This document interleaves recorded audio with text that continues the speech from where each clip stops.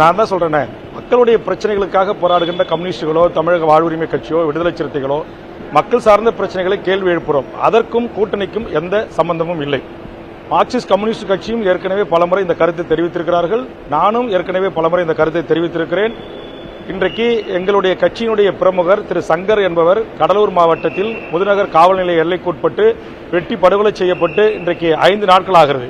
இதுவரையிலும் ஒரு குற்றவாளிகளை கூட காவல்துறை கைது செய்யவில்லை. ஆக ஒரு சில காவல்துறை சட்ட ஒழுங்கு உயர் அதிகாரிகள் மிக மெத்தனமாக இருக்கிறார்கள். கூட்டணி கட்சி தலைவர்கள் சுட்டிக்காட்டினாலும் கேட்டுக்கொள்வதில்லை. கூட்டணி கட்சி தலைவர்கள் போராட்ட களத்தில் பத்திரிகையாளர்களை சந்திப்பதற்கும் அனுமதிப்பில்லை. கூட்டணி கட்சிகளை ஜனநாயக ரீதியாக கொடியேற்றுவதற்கும் அனுமதிப்பில்லை.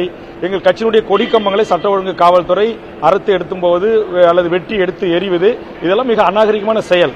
ஆக அந்த சூழலில் ஏற்படுகின்ற வலிகள் வேதனை அடிப்படையிலே வெளிவருகின்ற கட்சியினுடைய தலைவர்களுடைய கருத்துக்களை தானே தவிர இந்த பிரச்சனைகளுக்கும் கூட்டணிக்கும் எந்தவித சம்பந்தமும் இல்லை என்பதுதான் என்னுடைய கருத்து.